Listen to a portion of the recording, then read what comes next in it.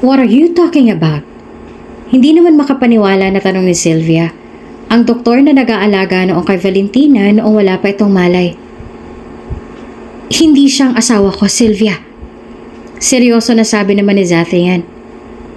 Ano bang sinasabi mo? Siyang asawa mo, siya si Valentina.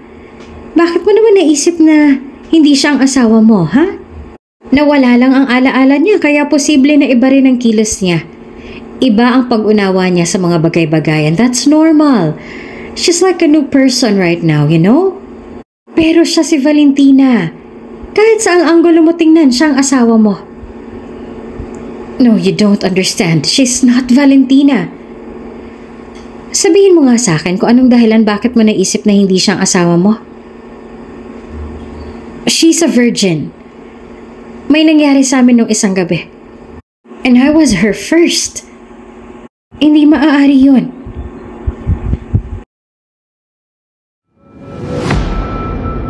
Kung bago ka pa lang sa channel na ito, Ate Jane TV, huwag kalimutang pindutin ang notification bell and subscribe button. Sana po hindi naman malaking abala sa inyo ang pagpindot ng subscribe button dahil ang kapalit po nito ay ang pagsuporta para makapag-produce ng mga libreng stories sa mga channels ni Ate Jane. Maraming salamat!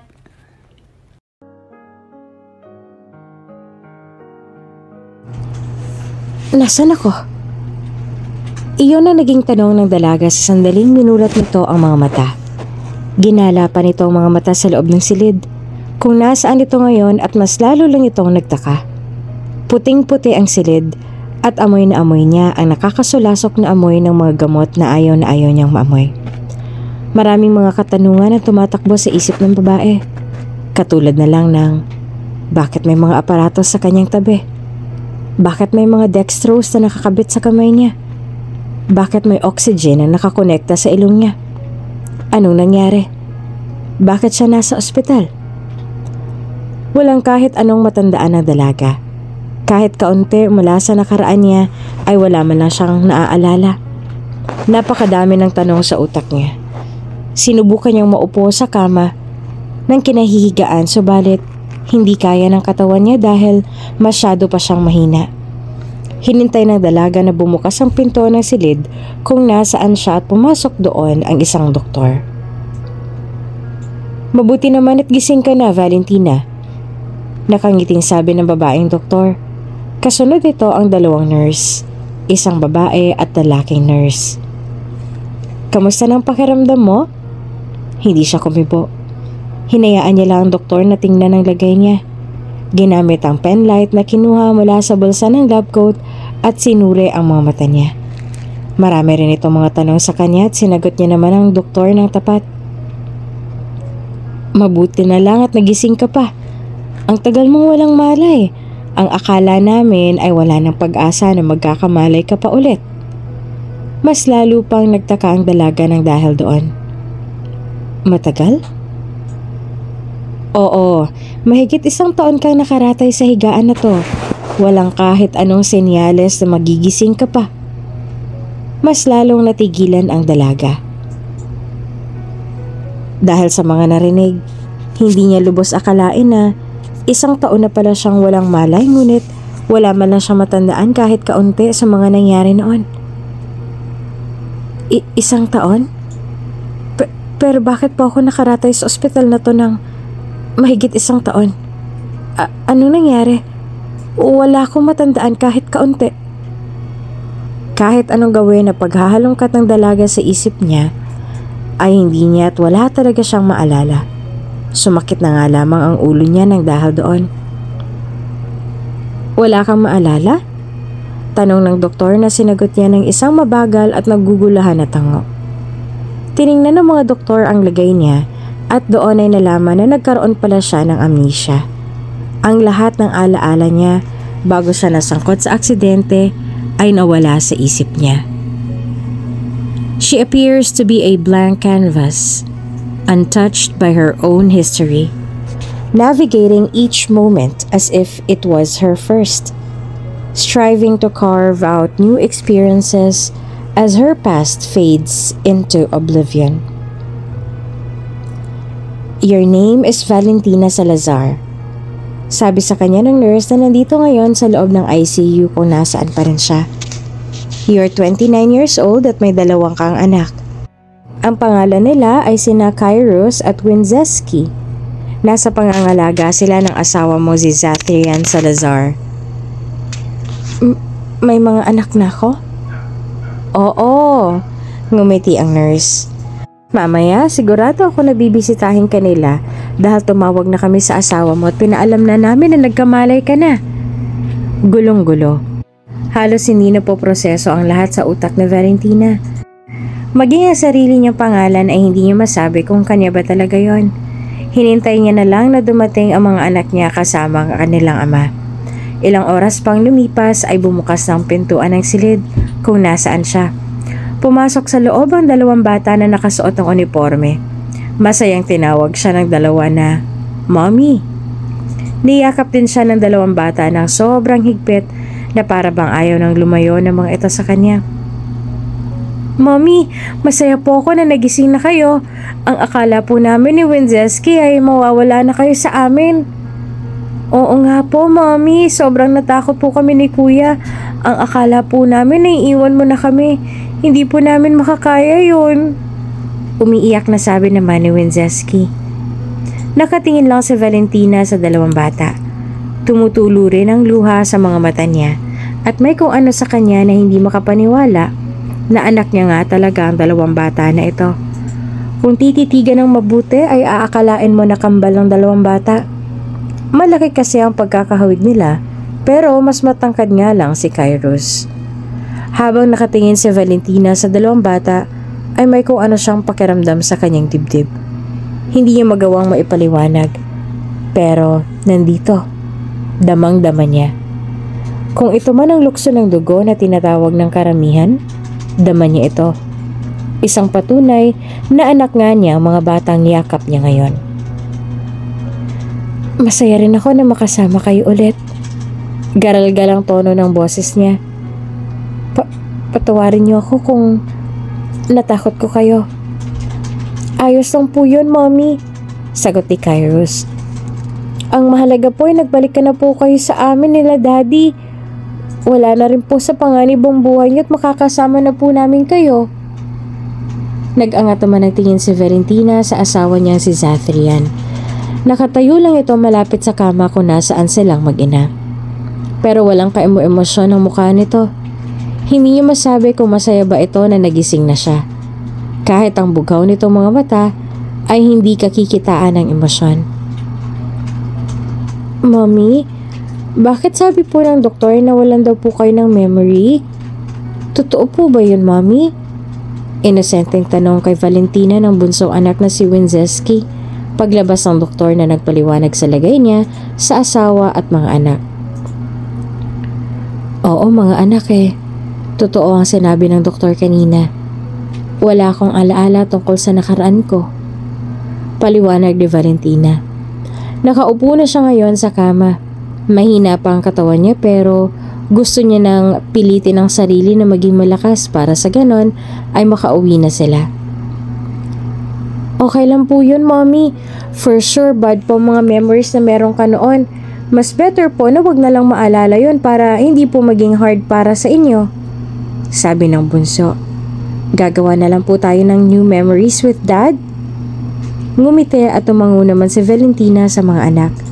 Sinulya pa niya rin ang kanyang asawa na tahimik lamang habang nakaupo sa sofa. Isang araw mula nung magising siya at hanggang ngayon ay hindi pa rin kakikitaan ng emosyon ng asawa niya.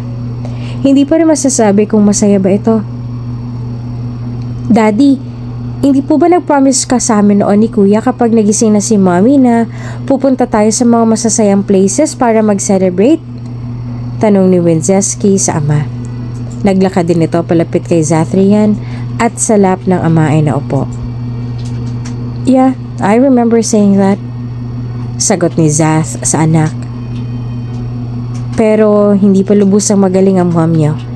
Kailangan pa nating maghintay hanggang sa tuluyan siyang gumaling." "Opo, aalagaan po namin ni Kuya si Mommy, Daddy. para po mas mabilis siyang gumaling at para po makapamasyal na rin po tayo. Excited na po kami na mamasyal po ulit tayo. Ang tagal na po kasi natin na hindi kasama si Mommy. Nagkatinginan silang mag-asawa. Nginitian niya ito subalit walang emosyon ang mukha ni Zath. Nisuklian ang ngiti niya ay hindi nito ginawa. Nagtataka naman si Valentina kung bakit gano'n na lang ang pakikitungo nito sa kanya. Maraming mga katanungan sa isipan niya at alam niya na sakalang mabibigyan ng kasagutan ng lahat ng yon kapag bumalik na ang mga alaala niya. Ang sabi naman kasi ng doktor ay hindi naman daw permanent ang pagkawala ng memorya niya. Maaaring bumalik daw ito kahit anong panahon, pero baka raw ay matagalan lang. Nasaan ang daddy niyo, anak? Tanong ni Valentina sa panganay na si Kairos. Nandito ngayon sa loob ng silid ng ospital kung nasaan siya ang magkapatid. Gusto raw kasi ng dalawa na makasama siya ngayong gabi. Nasa work po si Daddy, Mommy.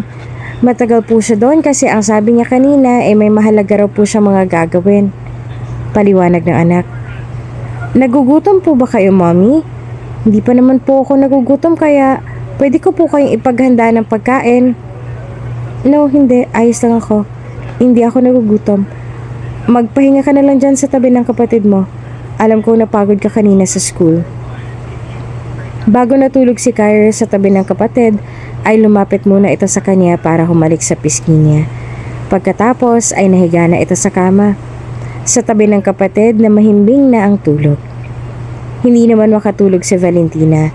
Kahit anong gawin niya ay hindi siya dinadalaw ng antok. Ang mga anak niya ay pareho ng mahimbing ang tulog samantalang siya ay gising na gising pa. Panay ang tingin niya sa wall clock. Kulang na lang ay bantayan niya ang bawat ikot ng kamay ng orasan. Pinayuhan nga siya ng doktor na manatili pa sa ospital ng 1 linggo para mabantayan pa ng mga ito ang lagay niya. Ngayon ang pang-4 na araw mula nang magising siya sa comatose. Sa 4 na araw na yon ay madalang niya lang na makita ang asawa. Minsan ay hinahatid lang nito ang mga anak nila sa kanya at hindi rin ito nagtatagal. Halos hindi niya ito makausap kung may sasabihin man ito sa kanya tungkol lang sa mga anak nila. Wala nang iba. Nitanungin man lang siya kung ano man ang nararamdaman niya ay hindi nito ginawa. Lumipas ang mahabang sandali at hindi pa rin siya dinadalaw ng antok. Bumaba na lamang siya sa kanyang kama at nilapitan ng mga anak na mahimbing ng mga natutulog.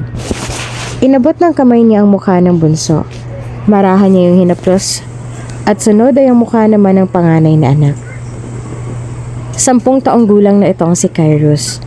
Kung iisipin, 19 years old lang siya nung pinagbuntis niya ang panganay na anak. Si Winzeski naman ay 7 years old pa lang.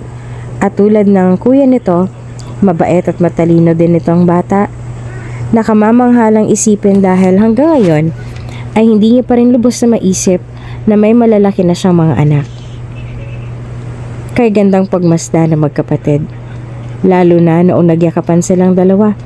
Animoy may mainit na palad ang humahaplos sa isip niya habang nakatingin sa mga anak niya. Paglipas ng ilan pang mga sandali na pagkakatitig niya sa magkapatid, yumuko siya para halikan ang noo ng dalawa. Inayos niya rin ang kumot ng dalawa. At habang ginagawa niya yon ay bumukas ang pinto at pumasok sa loob ang asawa niyang si Zath na natigilan nang makita siyang gising pa. Why are you still awake?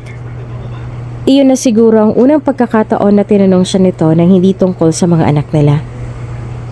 Hindi ako makatulog eh. Hindi rin naman maintindihan ni Vivian kung bakit nauutal siya ngayon. Sobrang bilis din ang tibok ng puso niya. Pinagmasdan niya ang asawa na maglakad papunta sa sofa at doon ay pasalampak itong naupo.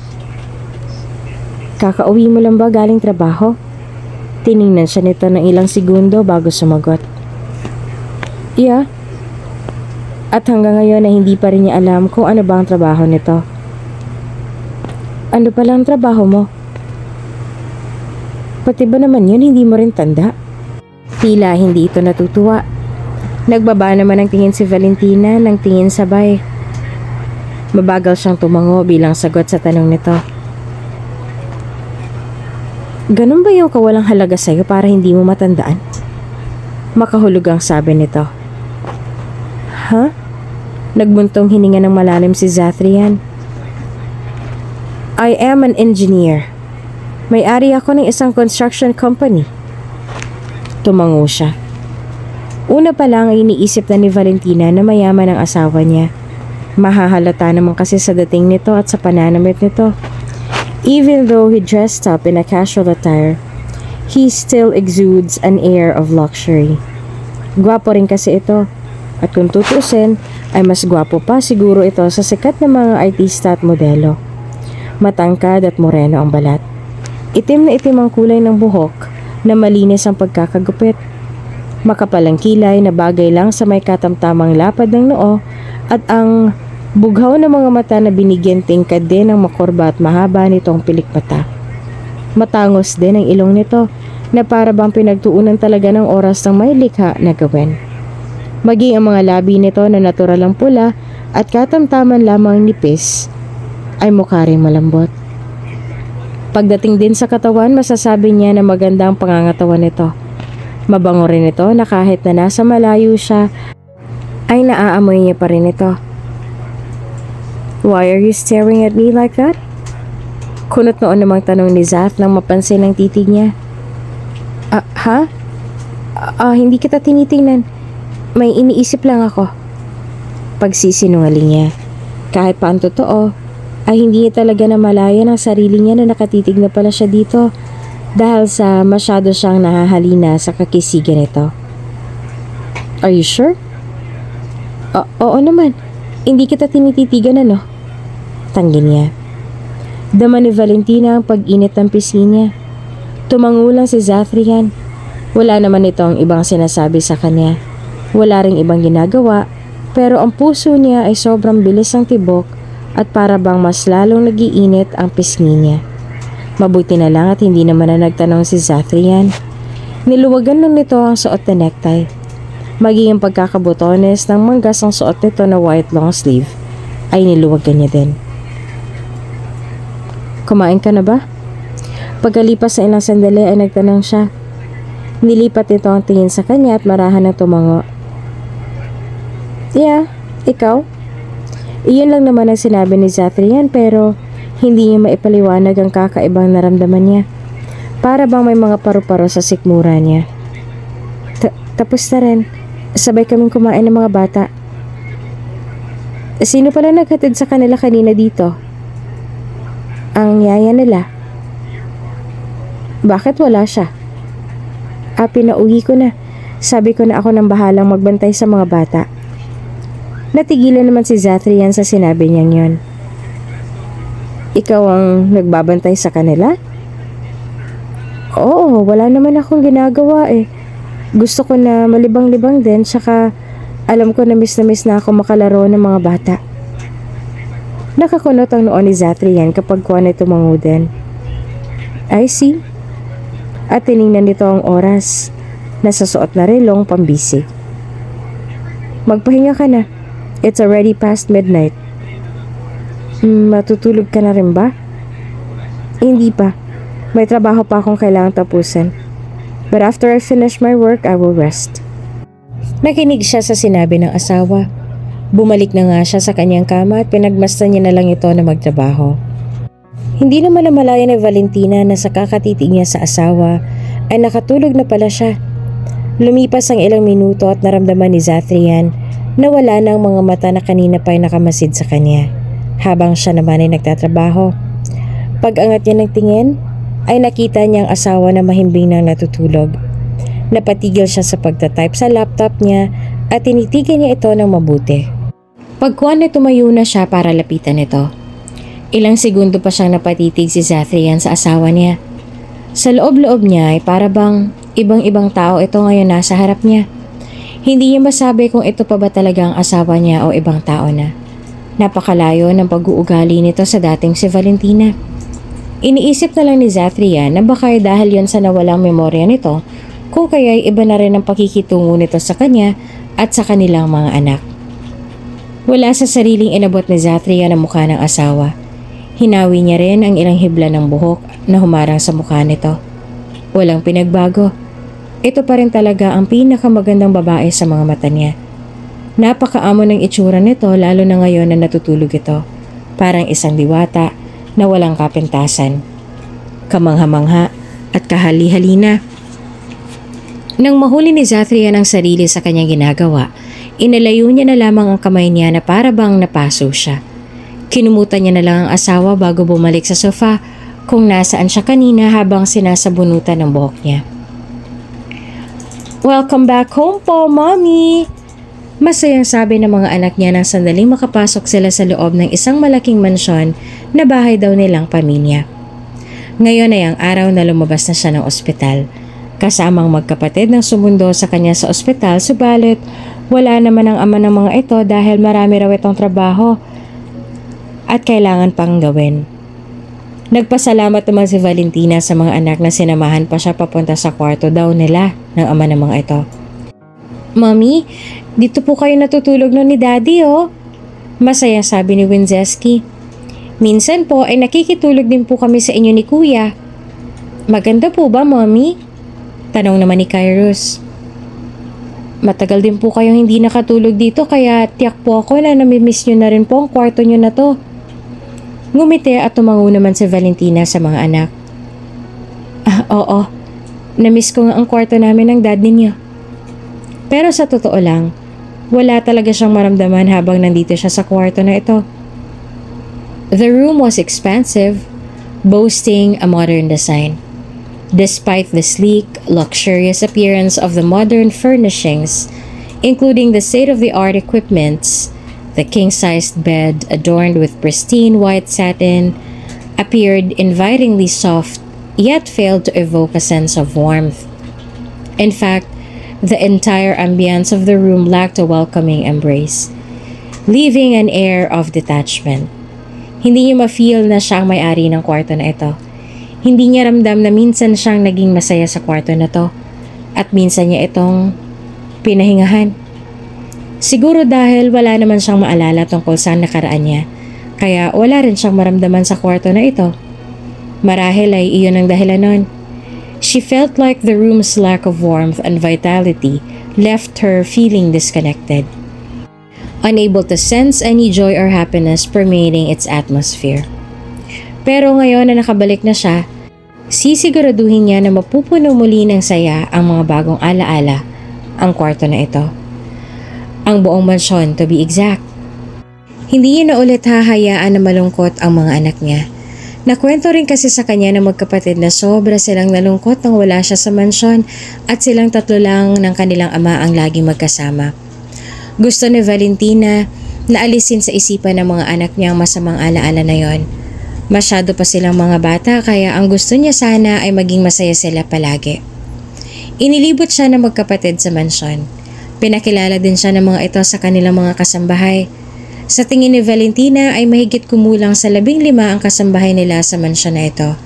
Masyado rin kasing malaki ang mansyon na animoy isang palasyo na kung kaya'y kailangan ng maraming makakatulong dahil hindi naman kakayanin ng 5 lang ang paglilinis at sunod sa ibang mga pinag-uutos. Dinala rin siya ng mga anak sa sulok ng mansyon kung saan madalas daw siyang tumambay noon. Masaya naman siya dahil kahit wala siyang maalala kahit kaunti, ay pinapaalam pa rin sa kanya ng mga anak niya. "Mami, ang sabi po sa amin ni Daddy noon, hindi niyo raw po feel noon na manganganak na kayo ng Little Wenzeski." Nandito sila ngayon sa malawak na pool area at tinuturo sa kanya ng 2 anak kung saan niya raw naramdaman na manganganak na siya noon kay Wenzeski. At dahil nga sa pagkukwento ng mga anak niya, pakiramdam ni Valentina ay pinapanood niya lang ang lahat ng yon. Nai-imagine niya ang kanyang sarili sa ganitong senaryo at nagiinit din ang puso niya. "What are you doing here, Valentina?" Kakapasok lang ni Zathrian sa loob ng kwarto nila. Galing ito sa trabaho at madaling araw na ito nakauwi. Naabutan siya nito na nagbabasa ng libro sa kadahilanan na hindi siya inaantok at hinihintay niya rin ito makauwi. "Hinihintay kong pag-uwi mo," sagot niya sabay inilapag ang hawak na libro sa bedside table. "In my room?" Bahagyang nagkunot ang noo ni Valentina sa sinabi nito. "Kwarto mo? Hindi ba natin to kwarto mag-asawa?" "Who said that?" Ang mga bata. Sagot niya bago bumaba sa kama at naglakad palapit dito. Marami ka bang trabaho? Pagkalapit niya sa harapan ni Zathrian ay inabot niya ang necktie na suot-suot nito at hawak din ng isa nitong kamay para siya nang maghubad nun. Kanina kasi ay naisip niya na kailangan niya rin na maging sweet sa asawa niya at kailangan niyang alisin ang awkwardness na nararamdaman niya dahil sa mag-asawa naman sila. Pero dahil sa ginawa niya ay daman niya na natigilan si Zathrian. Para pang napako ito sa kinatatayuan at natigil din ito sa paghinga. Nagtataka na nag-angat siya ng tingin sa mga mata ni Zathrian. Titig na titig ito sa kanya at hindi niya rin magawa na maipaliwanag ang emosyon sa mukha nito. Pinili na lang ni Valentina na ipagsawalang bahala ang kakaibang reaksyon nito. Pagod ka ba? Mababa ang tono ng boses niya habang sinasabi niya yon. Malambing din yon sa kanyang pandinig. Hindi naman sumagot si Zathrian at nanatili lang ito nakatitig sa kanya. Gusto mo bang emasahe kita? Nagtanong siyang muli. Zathrian's breath hitched at that. Pinakalma nito ang sarili bago sumagot. I'm fine. Dapat ay nagpapahinga ka na ngayon. Kakalabas mo lang ng ospital. Hindi mo ba natatandaan ang sinabi sa'yo ng doktor? Wala naman akong ibang nararamdaman eh. Hinintay talaga kita. Paliwanag niya. Ayoko rin namang matulog dito na mag-isa sa kwarto. Masyado kasing malaki. Hindi ako sanay. Mas gusto ko na nasa tabi kita. You want to stay with me tonight? Nagtataka na sinalubong niya ang mga mata nito. Oo naman. Hindi ba normal lang naman yan para sa mag-asawa? Hindi ba tayo magkatabi ng matulog? We used to sleep on the same bed. Paliwanag ni Zathrian. I was surprised because I thought you would stay in the other room, given your memory loss. I assumed you might feel uncomfortable sleeping next to me. Mag-asawa naman na tayo kaya kailangan ko rin nasanayin ang sarili ko. Isa pa, ang sabi naman sa akin ng doktor ay hindi naman daw permanent ang amnesia ko. Babalik naman daw ang lahat ng mga alaala ko paglipas ng panahon. Paliwanag niya kaya kahit pa sa totoo lang ay kabado na rin siya sa lahat ng mga sinasabi niya ngayon. Pakiramdam niya ay isa siyang teenager at nagtatapat siya ng feelings niya sa crush niya ngayon. Nagiinit din kasi ang pisngi niya na para bang napapaso na siya. I understand, sagot nito. Ang kislap sa mga mata ni Zathrian ay biglang nawala na para bang isang hangin lang yon na dumaan. Wala na siyang sign na makita na naroon talaga yon kanina. Maaga ba nakatulog ang mga bata? Nagtanong ulit ito bago lumayo sa kanya. Oo, ako ay nagpatulog sa kanila kanina. Maaga pa kasi ang pasok nila bukas. Kaya hindi na naman makapaniwala na nag-angat ng tingin sa kanya si Zathrian. You even put them to bed? Tila ba hindi ito makapaniwala na ginawa niya yon sa mga anak nila. Oo naman, bakit parang nagulat ka pa? No, nothing. I was just surprised. The two aren't used to someone putting them to bed. Especially when you got into the accident. Iyon ang unang beses na magkakatabi silang dalawa na matulog matapos siyang magising mula sa coma. Nag-shower muna si Zathrian at hinintay niya naman ito na matapos. Lumabas si Zathrian na pinupunasan ng basang buhok gamit ang kulay puti at maliit na tuwalya. Wala itong suot na damit pang taas at mukhang wala ring balak na magdamit dahil pagkatapos nito na makapagpunas ng buhok, lumapit ito sa kama at naupo sa kabilang side. Hindi ka ba magdadamit? Nauutal na tanong niya sa asawa. Malamlam lamang ang ilaw sa kanilang silid na mula lang sa liwanag ng lampshade na nasa bedside table. Mabuti na lang talaga at hindi maliwanag dahil kung hindi, baka kitang-kita na ngayon ni Zathrian ang pamumula ng pisngi niya. No, hindi ako sanay na matulog ng nakadamit. Hindi ka ba lalamigin yan mamaya? Naka-on ang aircon tas wala kang damit. Hindi, sanay na ako. Kung kaya ay wala na nga nagawa si Valentina kundi ang hayaan na lang ang asawa na matulog nang walang suot na damit. Nahiga na ito sa kama. Pinatay na rin ni Valentina ang lampshade at kahit pa siya'y kinakabahan dahil sa magkatabi silang matutulog, pinilit niya ang sariling kumalma. Nahiga na siya sa tabi nito at hindi nagtagal ay nilamon na siya ng antok. Hindi na alam ni Valentina kung anong mga sumunod na nangyari. Hindi siya aware na habang siya'y mahimbing na natutulog, niyakap niya na ang asawa sa tabi na nagising naman dahil sa ginawa niyang yon.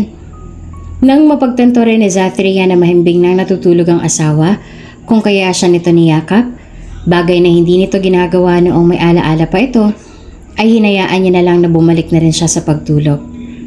Kinabukasan, mas unang nagising si Zathrian. Dahan-dahan na inalis niya na lang ang pagkakapulupot ng kamay ni Valentina sa kanya para hindi niya ito magising. Bigla namang bumukas ang pinto ng kwarto at pumasok doon ang dalawang anak na parehong kagigising lang at magulo pa ang mga buhok. "Daddy, tulog po ba si Mommy?" Inaantok pang tanong ni Kairos. "Yes, bakit ang aga niyo nagising? Hindi ba mamayang hapon pa naman ang pasok ninyo?" "Opo, Daddy, pero nananaginip po kasi si Wenz kanina na nawala na naman daw po si Mommy kaya nagising po kami at agad na pumunta dito para ma-make sure na nandito po si Mommy at hindi siya umalis ulit." Paliwanag naman ni Kairos. Lumapit din ang dalawa sa kanya at naglalambing na yumakap.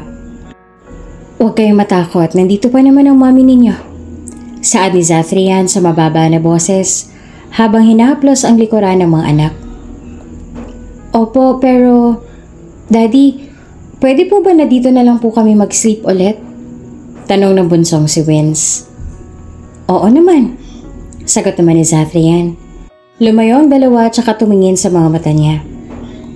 "Daddy, papasok ka na po ba sa work mo?" "Yes, kailangan ko nang mag-asikaso eh." Napanguso naman ang magkapatid sa sinabi niyang yon. "Pero Daddy, pwede po ba na wag ka na po muna mag-work ngayon? Mag-sleep na lang po ulit tayo sa tabi ni Mommy." Hindi naman ganong kahalaga ang trabaho na kailangan niyang matapos ngayong araw dahil sa tinapos niya naman ang lahat ng importante kagabi. Pwede niya namang ipagpabukas ang trabaho niya ngayon kung kaya pumayag na siya sa pakiusap ng dalawang anak. Alam din kasi ni Zathria na miss na ng dalawa ang buo nilang pamilya. Lalo pat matagal nang walang malay ang ina nila kaya malamang miss na nila ito ng sobra. Ang hindi naman alam ng tatlo ay nagising na rin sa Valentina sa ingay ng tatlo. Nagkukunwari lang itong mahimbing pang natutulog at lihim din itong nasisihan nung mahiga na sa tabi ang mga anak at muli rin na bumalik sa tulog si Zathrian. Lumipas ang mahigit 1 oras at nang na-make sure niya na mahimbing ng tulog ng tatlo, sa kanya na lang minulat ang mga mata. Pinagmasdan ni Valentina ang kanyang mag-ama at napangiti. Napakagandang pagmasdan kasi ng tatlo. Nakakainit at taba ng puso. Sa isip ni Valentina, kung laging ganito ang view na makikita niya sa tuwing didilat ang kanyang mga mata, ay hindi na siya magsasawa. Pagmulat pa lang siguro ng mga mata niya, ay buo na kaagad ang araw niya. Inabot din ni Valentina ang mukha ng mga anak tsaka marahan yung hinaplos. Pagkatapos ay hinalikan niya sa noo ang dalawang bata. "Good morning, mga cute kong mga anak." Mababa at malambing yung pagbate. Sunod niya namang tiningnan na natutulog na mukha ng asawa. Inabot niya rin ito, sabay marahan na hinaplos. "Good morning, Zath." At gano'n na lang ang gulat ni Valentina nang biglang minulat ni Zathria ng mga mata at diretsong tumingin sa mga mata niya. "Good morning." Ang bati pa nito sa malalim na boses. Malalim na nagbuntong hininga si Zathrian habang nasa loob siya ng kanyang opisina at nakatingin sa blueprint na nasa harapan niya. Despite having numerous contracts with other prominent clients, Zathrian couldn't refuse his cousin's request to build a house for him. So, he reluctantly agreed. Isang sikat na engineer si Zathrian Salazar. Pinipilahan siya ng mga prominent tycoons para mag-build ng building na gusto nilang itayo. Maging ang kumpanya niya at kilalang kilala. Hindi lang kasi dahil sa si Zathrian ang may-ari ng kumpanya, kung kaya ito sumikat. High quality din kasi talaga ang mga products na pinuproduce nila. Sa edad na 35, masasabi na isa na si Zathrian sa mga pinaka-successful na tao sa mundo. He embodies everything a man could wish for. And women? Dreams of having him as their husband. At kung may isa man ang pinaka-fact pagdating sa kanya, Iyon ay ang palagi siyang busy. Halos walang araw na hindi puno ang schedule ni Zathrian. Walang araw na hindi siya busy, na minsan nga'y wala na siyang time para mag-lunch dahil masyado siyang busy sa trabaho niya. Pero ngayong araw, tila ba iba ang ihip ng hangin. Oo nga, punong-puno na naman ang schedule niya at sobrang busy niya na naman sa dami ng mga trabaho na kailangan niyang simulan at tapusin, pero nagawa niya pa na tumunganga ngayon. Sa totoo lang yan ay hindi na rin halos aware si Zath na nakatunganga na pala siya sa ilalim ng iniisip niya at sa dami ng mga tanong sa utak niya na hindi mabigyan ng mga kasagutan. Sinusubukan niya mag-focus sa bagong project na hawak niya, pero hindi mawala-wala sa isip niya ang mukha ng asawa nung magising siya mula sa mahimbing na tulog at nakita na mahigpit ang yakap nito sa kanya. Kung paano nitong alagaan ang mga anak nila na hindi naman ito ginagawa noon dahil halos noon ay walang pakialam si Valentina sa mga anak nila. Kung papaano itong makipaglaro sa kanilang mga anak at sinubukan ng lahat para mapasaya ang mga anak. Even her smile and the way she giggled lingered in his mind despite his efforts to push them away. The memories kept flashing, stirring something inside Zath that he couldn't quite identify. Ipinilig niya ang kanyang ulo at nagbuntong hininga ng malalim. Nababaliw na siguro siya. These past few days, napapansin niya na laging si Valentina na lang ang tanging laman ng isip niya, and it's not good. Hindi niya gusto na nilalaman na naman ito ng sistema niya. Zathrian, scarred by his wife's infidelities, repeated betrayals with different men, had solemnly promised himself never to entertain such feelings again. Her abandonment, coupled with the emotional neglect their children endured even while they were together, left him resolved to shield his heart from any similar vulnerability. It had deeply wounded him. Despite his efforts to move on, memories of her smile and laughter continued to intrude, stirring a mix of emotions within him that he struggled to define. Pero bakit ganon? Nagpakita lang ito ng konting kabaitan sa kanya at sa kanilang mga anak ay lumambot na naman siya. Konting lambing lang nito ay tila nabaon na niya sa limot ang mga pangako niya sa sarili niya noon. Nandito pa rin ang galit, aaminin niya ni Zathrian. Sa kabila ng nangyari kay Valentina ay hindi na nawala ang galit na yon sa kanya. Pero nandito rin ang kakaibang pakiramdam na hindi niya naramdaman noong hindi pa nawawala ang memorya ni Valentina. Dahil sa aaminin ni Zathrian, kahit na sa ang anggulo tignan ay kamukha-kamukha ng asawa niya si Valentina. May kung ano ring bahagi sa isip niya nagsasabi na baka ibang tao na ito.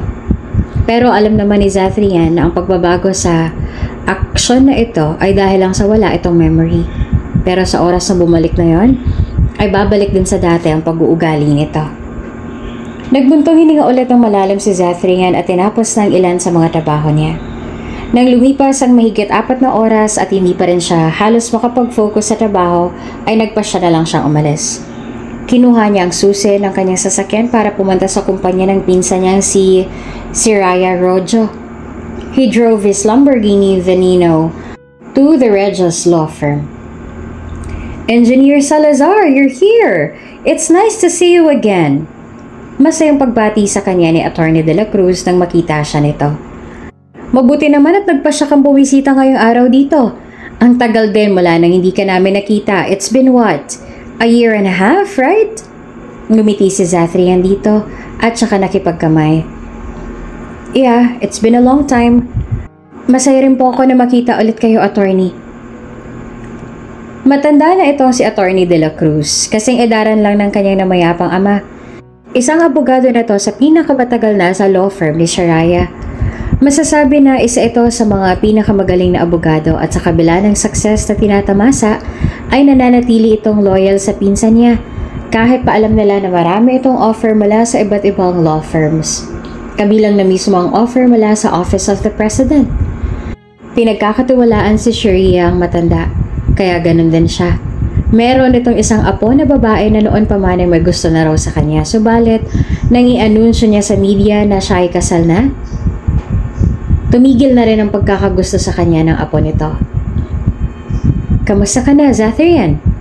Narinig namin kung anong nangyari sa asawa mo. Ayos na ba siya? Tanong ng matanda sa kanya. Yeah, she's fine now. Nagkamalay na siya at kasama na siya ng mga anak namin ngayon. Sagot naman niya. Naku, mabuti naman kung ganon. Nakakaawa naman ng mga bata at lagi sila nag-aalala sa kanilang ina. Wika nito. What about you? Nakahinga ka rin siguro ng maluwag na maayos ang lagay ng asawa mo ngayon. Oo naman po. Masaya ako na ligtas na siya ngayon. Sagot naman ni Zathrian. Walang alam mong attorney na ito na muntik na silang maghiwalay ni Valentina noon. Kahit kasi na malapit din ito sa pamilya nila ay nananatiling sikreto kung ano man ang mga nangyari sa pamilya niya. Ang alam ng lahat ay masaya pa silang pamilya at hindi sila nagkakaroon ng problema. Dahil nga sa matagal din silang hindi nagkita at nagkausap, maraming mga gustong sabihin si Attorney De La Cruz. Kung kaya ay diretso na lang sila sa cafeteria para mas makapag-usap sila ng maayos doon. Wala na ba sa plano mo na sundan pa ang anak niyo ni Valentina? I'm sure gusto pa ng dalawa ng makakalaro. Sinakyan na lang ni Zathrian ang biro na matanda. Oo nga pala, magkakaroon na ako ng apo kay Jane. Gusto ka sana namin kunin na maging ninong ng apo ko. Ayos lang ba yun sa'yo? Bakas ang saya sa tono ng boses ni Attorney De La Cruz nang mabangkit ang pagkakaroon ng apo. Sure! Nakangiti naman niyang sagot. Gusto rin sana namin kunin ng anak ko na ninang magiging anak niya ang asawa mo. Kung ayos lang sa kanya. Kakausapin ko po siya tungkol dyan. Ayaw naman mangako ni Zathrian na papayag sa Valentina na maging ninang na magiging apo nito. Dahil alam din ni Zathrian kung gaanong kaayaw ni Valentina ang mga ganoong bagay. Noon pa man, ang gusto lang ni Valentina ay ang party-party kasama ang mga kaibigan nito. Pero pagdating sa mga formal events ay ayaw na nito. Matapos ang ilang minuto na pakikipagkwentuhan niya pa kay Attorney De La Cruz, nagpaalam na siya at nagtungo na sa opisina ng pinsan niya. Sakto naman na pagdating niya doon ay nakasalubong niya ang assistant ni Shariah na nagsabi na kakatapos lang daw ng meeting ni Shariah at nasa loob na ito ng office ngayon. Kinatok niya ang pinto ng office ni Shariah. Nang marinig niya ang boses nitong sinabi ang "Come in," ay pumasok na siya sa loob. Nag-angat ng mukha si Shariah. Oh, napadalaw ka ata. Himala ah. Ano nangyari? May problema ba? Naglakad siya papunta sa harap nito at doon naupo. Bored lang ako. Masama bang bumisita? Bored my ass. Pinaikot pa ni Shariah ang mata. Do you think I wouldn't know? Sobrang dami mo trabaho kaya imposible na nandito ka dahil lang sa bored ka. And besides, kakagising lang ni Valentina mula sa pagkakakomatose. So you should be worrying about her right now. Kaya anong problema? What brings you to my office? Nagbuntong hininga si Zathrian. The latter is my problem. Nagkunot noon naman si Shariah. Si Valentina? Bakit? It feels like ibang tao ang kasama ko sa bahay eh. Pag-amin niya. Huh? Bakit naman? You know, Valentina, alam natin pareho na hindi niya gusto ang mga anak namin. Kahit ang simpleng presensya nila ay nagpapainit sa ulo niya. Pero ngayon, tila iba. Aniya. Paano nag-iba? Ibang pakikitungo niya sa mga anak namin.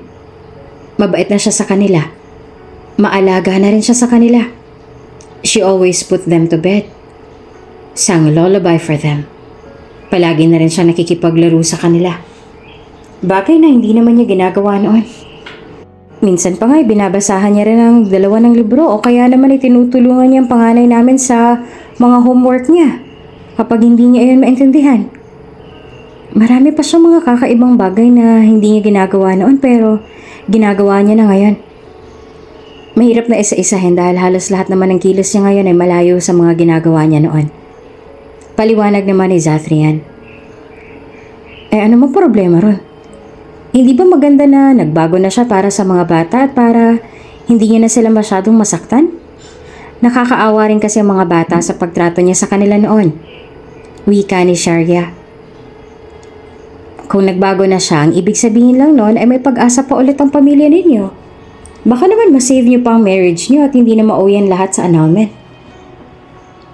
Yes, it is a good thing pero hindi ko pa rin maiwasan na hindi mapaisip kung bakit nagbago siya at bakit pakiramdam ko ibang tao ng kasama ko sa bahay at hindi ng asawa ko.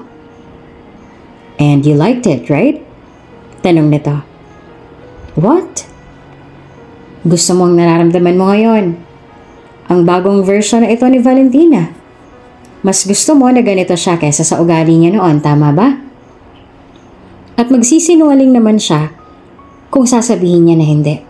Dahil sa totoo lang, mas gusto nga naman niya talaga ang ugali na ito ngayon ni Valentina.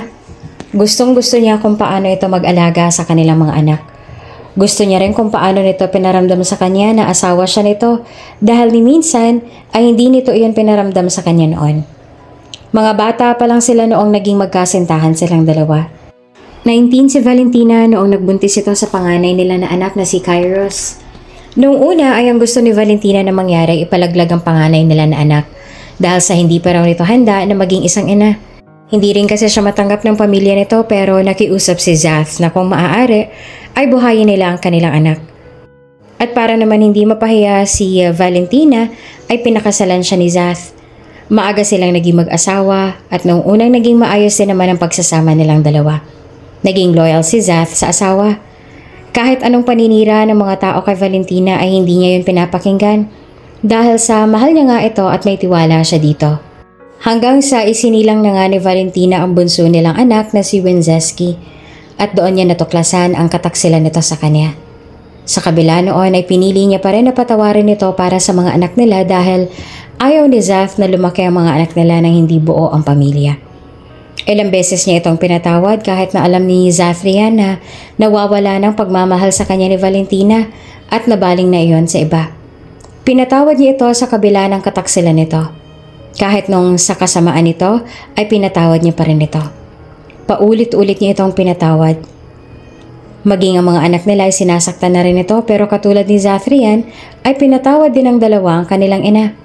Hindi sila nagtanim ng sama ng loob sa sarili nilang ina. Hanggang sa nahanap na lang ni Zathrian ang sarili na ang dati na pagmamahal na nararamdaman niya para kay Valentina ay nawawala na at unti-unti na yung napapalitan ng galit at puhot sa lahat ng kataksilan nito sa kanya. Mas lalo pa siyang nagalit dito nang lumayas ito at iniwan sila ng kanilang mga anak. Walang paalam na umalis ito para makipagtanan sa ibang lalaki. Doon ay nasabi ni Zathrian na tama na. Sapat na ang pagiging tanga niya at pagsubok na maisalba pa ang pamilya nila. Kaya nag-file siya ng annulment dahil hindi pa naman pwede sa bansang divorce. Pirma na lang ni Valentina ang kailangan niya. Ang kaso, isang araw ay bigla na lang siyang nakatanggap ng message na aksidente raw ang asawa niya. Nalaglag sa isang tulay ang sinasakyan nito kaya nakomatose ito sa loob ng mahigit isang taon at walang naging choice si Zathrian kundi ang siyang mag-alaga sa asawa niya. Sa kabila ng lahat ng kasalanan na ginawa nito sa kanya, inalagaan niya ito. Hindi niya ito pinabayaan. Noong una ay ginawa niya lang yon para sa mga anak nila dahil alam ni Zath na nasasaktan ng dalawa sa nangyayari sa ina nila. Iyon lang dahilan niya noon dahil sa alam na rin ni Zath sa sarili na nawala ng pagmamahal niya para sa asawa. Habang naglalaon ay unti-unti na iyong nawawala. Pero bakit ngayon parang kakaiba? Bakit nandito na naman sa kanyang pakiramdam na yon? Bakit bumabalik na naman ang love at care na pilit niya ng kinalimutan noon? Hindi niya mawari. Pero nandito na naman at hindi maalis. Hindi mo kailangan na magsinungaling, Zath. Alam naman namin na nariyan naman ang feelings mo sa kanya. Pilitin mo mang itanggi yan ay nariyan pa rin yan. Sabi naman ni Sharaya. Na mapansin ang gulo sa mukha niya.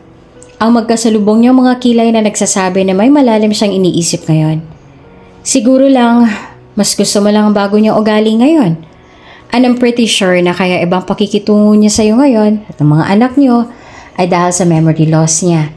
Wala siyang matandaan na kahit ano sa nakaraan yung dalawa kaya siguro iniisip niya na mabait na talaga siya sa inyo bago pa man mawala ang memorya niya.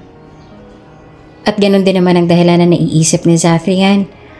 Ang lahat ng ito ay may kinalaman lang sa pagkawala nga ng alaala ni Valentina. Nananatili na walang kibo si Zathrian. Halata sa itsura niya ngayon na marami siyang mga iniisip.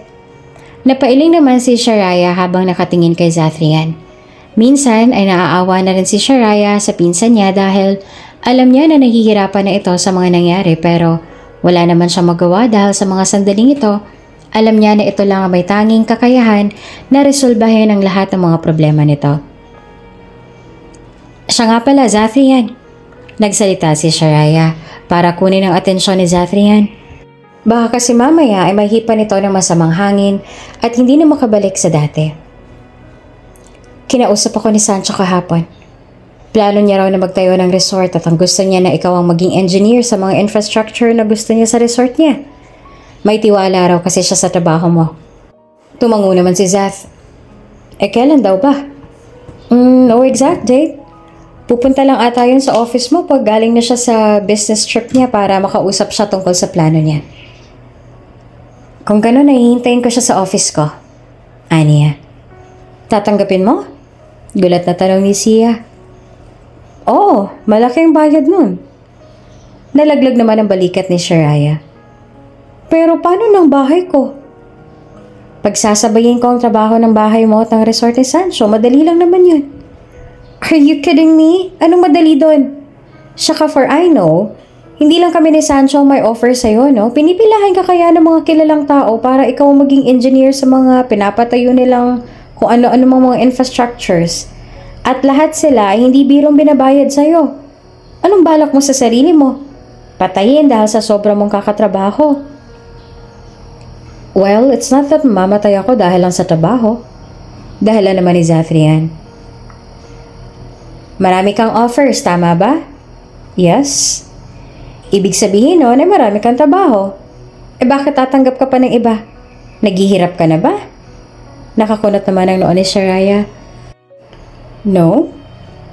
I just need a distraction. Pag-amin niya, siya ka nagbuntong hininga ng malalim. Kung hindi ko i-distract ang sarili ko, baka mas lalo lang ako mabaliw. Si Sharaya naman ang napabuntong hininga sa kanya. Hindi ba parang mas lalo mo lang na binabaliw ang sarili mo sa ginagawa mong yan? Sa sumunod na mga araw at linggo ay mas lalo lang naging magulo ang mga bagay-bagay para kay Zathrian. Habang wala namang mapagsidla ng saya ng dalawang bata, habang nakakabonding nila ang kanilang ina pagkagaling nila sa eskwela. Madalas silang mag-bake o kaya naman ay naglalaro sa may pool area. Bago matulog ay kinakantahan sila ng mommy nila o di kaya naman ay binabasahan ng mga bedtime stories. Kahit na laging late umuwi ang daddy nila sa dami ng trabaho nito ay masaya pa rin ang magkapatid dahil hindi na nila nararamdaman ang isa't isa at daddy na lang nila ang meron sila ngayon na nandito na ang mommy nila at inaalagaan sila ng maayos. Kahit pagdating sa school ay kinakwento ng magkakapatid sa mga kaklase na lang mga masasaya na activities na ginagawa nila together with their mom. Isang araw ay bumisita sa bahay nila ang mga kaibigan ni Valentina. Hindi niya matandaan ang mga ito pero sinabi nila sa kanya na kaibigan niya ang mga ito mula nung college pa lang siya at lagi raw silang nagbabonding. Kahit maging si Zathrian ay sinabi na kaibigan niya nga talaga ang mga ito. Masaya ang mga naging kwentuhan nila sa mansyon. Nasa tabi lang niya ang dalawang anak at hinahayaan na maglaro at maging mga kaibigan niya ay nagtataka rin sa kakaiba niyang kinikilos. Para kasing ibang tao ngang kaharap nila. Bago lang kasi para sa kanila na makita na ganong kabait at kaalaga si Valentina sa mga anak. You know, Valentina, you've changed a lot. Sabi kay Valentina na hindi nakatiis. Kahit ang appearance mo ay may changes din. Ha?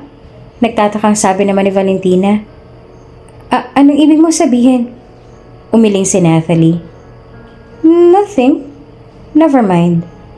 Dahil lang siguro to matagal ka na namin hindi kasama kung ano-ano na lang naiisip ko. Sinulya pa naman ni Nathalie ang asawa ng kaibigan at nahuli itong nakatitig kay Valentina. Nang naramdaman ni Zath ang titig ni Nathalie ay bumaling ito kay Nathalie. May kakaibang emosyon sa mga mata ni Zathrian na hindi magawang pangalanan ni Nathalie. Isang linggo mula nung bumisita sa bahay nila ang mga kaibigan ni Valentina ay inaya siya nito para sa isang girls' night out. Nung una ay ayaw niya pa sanang pumayag dahil walang magbabantay sa mga anak nila at baka malungkot ang dalawa kung aalis siya. Pero pinilit siya ng mga kaibigan niya na sumama. Ganon din si Zathrian na sinabi na ayos lang yon at ito na lang daw ang magbabantay sa mga bata. Daddy, Babalik pa po kaya si Mommy sa atin? Nag-aalala na tanong ni Cairo sa ama. Nasa magkabilang tabi si Zath ang mga anak at kanina pa nag-aalala ang dalawa dahil baka hindi naman daw umuwi ang mommy nila at naiwan ulit siya. Nagkaroon na talaga ng trust issue ang mga bata mula nung biglang umalis na ang kanilang ina para sumama sa ibang lalaki. Oo naman, huwag kayong mag-alala. Babalik ang mommy ninyo. Sagot ni Zathrian sa mga anak niya para mabawasan ang pangamba nito. Kabonding niya lang ngayon ang mga kaibigan niya. Namiss din kasi nila ang mom niyo. Huwag na kayo masyadong mag-isip ng kung ano-ano, okay? Mamaya ay susunduin ko na rin ang mommy ninyo. Tumango naman ang magkapatid. Okay po, Daddy.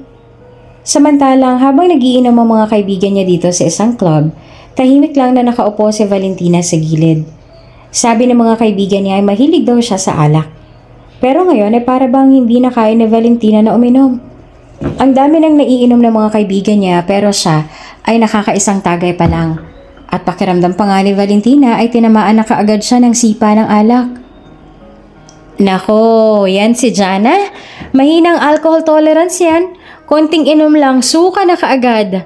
Natatawang sabi ni Addison. Oo nga sumang-ayon naman si Kylie. Sa ating 5, si Valentina lang naman ang malakas talagang tolerance sa alcohol. Halos hindi ba naman nalalasing? Oh, bakit parang ayaw mo yatang uminom ngayon, Valentina?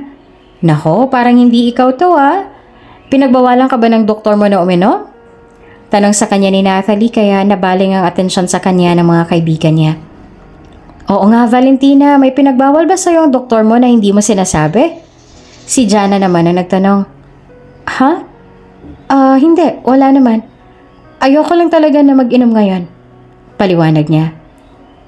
Sa bagay, kailangan mo muna makabawi ng lakas. Mahigit 1 taon ka rin walang malay. Huwag ka munang iinom ng marami at baka makasama rin sa'yo yon. Sabi ni Addison. Gusto ko pa naman talaga namin makabonding ngayon dahil sobrang namiss ka rin namin. Nahihiya naman siyang umiti. Gusto ko rin kayong makabonding pero pasensya na kung medyo awkward ako ngayon Ayoko rin kasi na malasing dahil sigurado ako na hinihintay ako ng mga bata ngayon sa bahay. Hindi rin kasi sila makakatulog hanggat hindi ko sila kinakantahan o kaya binabasahan ng libro. Ayoko rin na maamoy nila ang alak sa akin. Nagkatinginan ng 4 niyang kaibigan dahil sa sinabi niyang yon. Pareho silang takang-taka at gulat na gulat dahil yun ang unang beses na narinig nila na sinabi yon ni Valentina. Bagaman gulat ay hindi rin maitatanggi na masaya rin ang 4 dahil sa malaki na talagang pinagbago ng kaibigan nila and it was a change for the better. May pakialam na ito sa mga anak nito ngayon. Kahit sa iniisip na Zath ay may pakialam na si Valentina. Alam mo Valentina, kung hindi mo lang kamukha ang kaibigan namin, iisipin talaga namin na ibang tao ka ngayon. Natatawa na sabi ni Kylie. Sobrang laki talaga ng pinagbago mo, parang hindi ka na namin makilala. Bakit? Ano ba ako nun? Noon? Medyo masungit ka at hindi ka rin ganun kahinhin. Pero ngayon parang hindi ka na makabasag pinggan. Kahit nga maglasing hindi mo na rin magawa May pakialam ka na rin sa mga tao sa paligid mo.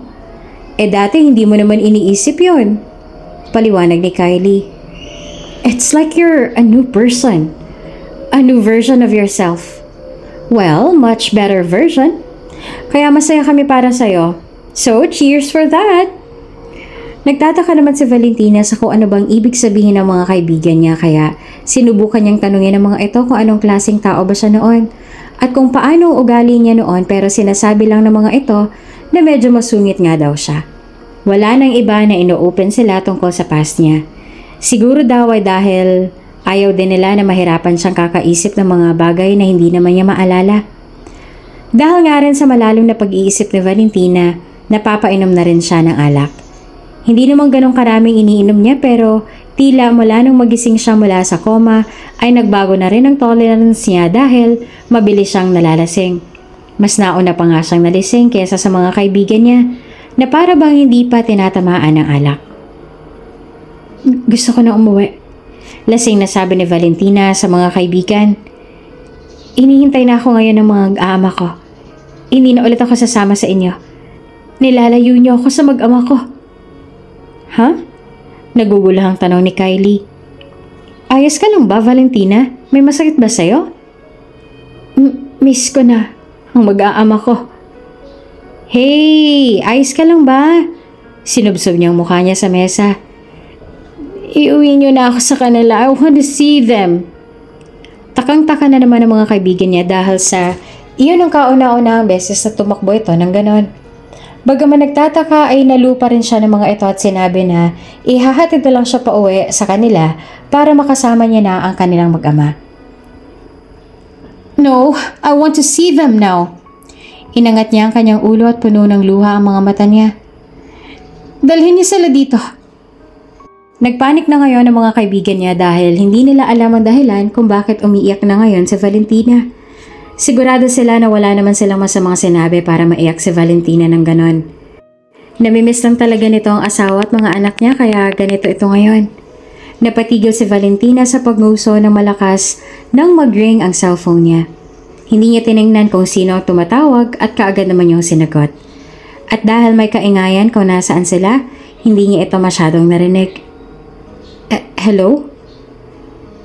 You? Ha? Hindi niya kasi marinig ang sinasabi na nasa kabilang linya dahil sa ingay ng paligid. I said, where are you? Ang asawa niya palang tumawag. Susundan na kita. Nakatulog naman ang mga bata. Nang marinig niya ang boses ng asawa ay napangiti siya. Kahit pa maluha-luha ang mga mata ni Valentina.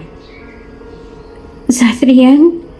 Hindi naman maintindihan ni Valentina ang sarili kung bakit siya umiiyak ngayon gayong wala namang nakakaiyak. Dapat nga ay maging masaya pa siya dahil sa kausap niya na ngayon ang asawa na kanina pa niya gustong makita. Umiiyak ka? Nag-aalala ang tono ng boses ni Zath nang mapansin ito ang garalgal niyang boses. Anong nangyayari? Bakit ka umiiyak? Sa halip na sumagot ay mas lalo lang na dumami ang luha sa mga mata niya. Kinuha ng kaibigan ni Valentina mula sa kanya ang cellphone at kinausap ng mga ito si Zathrian. Zathrian, sunduin mo na ngayon din si Valentina. Kanina pa siya umiiyak dahil miss na miss niya na raw kayo ng mga anak ninyo. Sabi ni Natalie kay Zath. What? Bakit anong nangyari? Nagtataka na tanong ni Zath. Hindi rin namin alam bigla na lang siya umiiyak. Gusto niya raw kayo makita ngayon na. Na-miss niya daw kayo agad. Siguro dahil to sa matagal din siyang nalayo sa inyo tapos inilayo na naman namin siya sa'yo. Andito kami ngayon sa Red Club sa pag-aari ni Addison. Dito mo na lang siya sunduin. Okay, sige, I'll be there. Sabihin niyo sa kanya na pupunta na ako. Nagmamadali na sinabi ni Zathrian. Okay, aaluhin na lang muna namin siya. Bago umalis ang mansyon ay nagpaalam si Zath sa mga kasambahay. Baka kasi magising ang mga bata at hanapin siya. Diretso na rin siya sa club kung nasaan ang kanyang asawa at mga kaibigan nito. Nag-aalala na naman si Zathrian, lalo na nung marinig niya ang umiiyak na boses ni Valentina. Sa isip niya, dapat pala kanina hindi na lang hinayaan ang asawa na sumama sa mga kaibigan nito. Di hindi na sana ito umiiyak ngayon. Tila katulad ng mga bulaklak. Nagkaroon na rin ng separation anxiety si Valentina. Ipinarada ni Zathrian ang kanyang sasakyan sa parking lot ng Red Bachelors Club at kaagad na bumaba. Tumango sa kanya ang mga guard at kaagad siyang pinapasok sa loob. Kilala siya ng mga ito dahil kaibigan nga ng asawa niya ang may-ari ng club na ito. Noon pa man ay madalas na pumunta rito si Valentina at sa tuwing may pagtatalo silang mag-asawa ay dito na rin ito pumupunta. Pero for sure hindi na iyon tanda ni Valentina dahil may amnesia nga siya. Pero para kay Zathrian, malinaw pa ang lahat sa kanya. Malinaw pa sa isipan niya na sa parehong club na ito niya nahuli ang kanyang asawa na may kalaguyo na ibang lalaki at niloloko siya. Kung kaya nga noon, halos sumumpa na si Zathrian na hindi na siya babalik sa club na ito dahil sa lahat ng mga alaala niya noon. Pero heto at nandito na naman siya para lang sunduin ang parehong babaeng nanloko sa kanya. Masyado rin talaga mapaglaro ang tadhana para kay Zathrian. Masyado na siyang pinaglalaroan ng mundo sa lahat ng ito. Pagpasok ni Zathrian sa loob ng club, agad na hinagilap ng mga mata niya ang table ng asawa niya na hindi naman siya nahirapang hanapin. Nakita niya kasi kaagad ang mga kaibigan ng asawa niya na pinapakalma pa rin ang noon ay tila umiiyak pa rin na si Valentina. Hindi na siya nag-aksaya ng sandali at lumapit siya sa table ng mga ito. Zathrian! Tila nakahinga naman ng maluwag ang mga kaibigan ni Valentina pagkakita sa kanya. Naku, mabuti naman at nandito ka na. Kanina ka pa hinihintay nitong si Valentina. Ayaw niya talagang tumigil sa pag-iyak eh. Tinignan ni Zathrian ang asawa na umiiyak pa rin. Tinawag niya ito at nang sandaling marinig nito ang boses niya ay agad itong nag-angat ng ulo sa kanya. Kumislap naman kaagad ang mata nito pagkakita sa kanya. Tumayo din ito bigla at dahil nga sa lasing, nawalan ito ng balanse. Pero mabuti na lang at nasalo niya ito. "Careful!" sabi ni Zathrian kasabay ng pagpulupot ng braso niya sa bewang ng asawa. "You're here!" Pumulupot ang braso ni Valentina sa leeg niya at nag-iwan ng mga halik doon. "I miss you!" Mahigpit din ang pagkakapulupot ng braso ni Zathrian sa bewang ng asawa dahil baka mawalan ito ng balanse at matumba.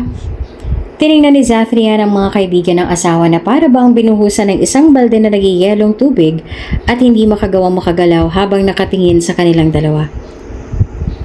"Kailangan ko na siyang iuwi. Makakaya niyo ba na umuwi sa mga bahay niyo ngayon or should I call my driver para ipasundo ko kayo at siya nang maghatid sa inyo sa mga bahay ninyo?" Tanong ni Zathrian sa mga ito. Nako, hindi na kailangan. Hindi naman kasi kami lasing kaya makakauwi kami. Si Valentina lang ang nalasing sa amin.